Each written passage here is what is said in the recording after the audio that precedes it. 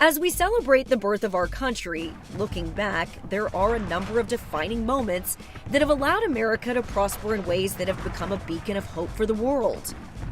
In the late 1700s, the 2.5 million citizens who inhabited the 13 colonies were just looking to gain freedom and independence. For almost 300 years, the U.S. had grown under the watchful eye of England, but lacked the representation at the table in Parliament.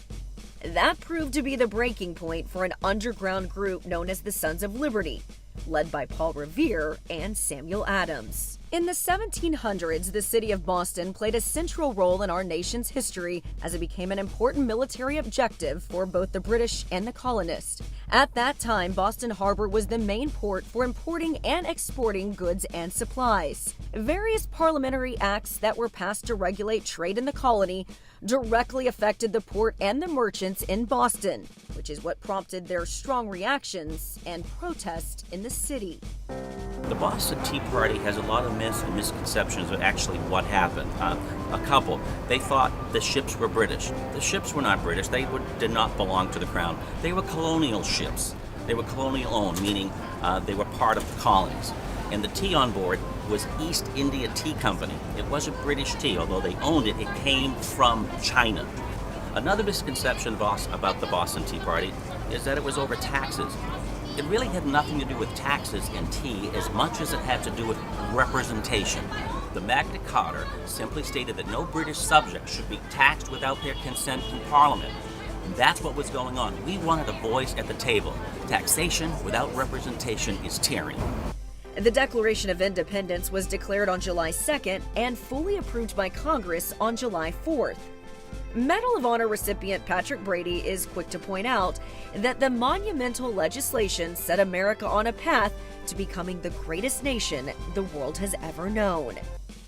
The 4th of July is a different kind of celebration. The 4th of July celebrates, probably next to the Bible, the greatest document in the history of mankind. This country, we're no better than any other people. Now, because of that document, we are an exceptional people. That document keeps us in a lane that produces excellence that the world has never seen. And America is exceptional for three reasons. We are exceptional because we are a competitive country, we are a compassionate country, and America is a courageous country. We're competitive in everything, sports, our whole government system, free enterprise system is set up on competition. People who are willing to compete to be the best they can be. And our compassion, we see that throughout the world in terms of what Americans give to the rest of the world for their welfare and their health and their well-being. And then our courage, of course, the courage of the American people is responsible for most of the freedoms in the world today. So those three things, which are an offspring of the 4th of July, which is an offspring of that great document, the Declaration. Gaining our independence from England was only the first step on a long journey that continues today. There have been many lessons learned in the process of achieving the prosperity that America has enjoyed. The dedication and sacrifice of the brave men and women of our armed forces has been the common denominator from the very beginning.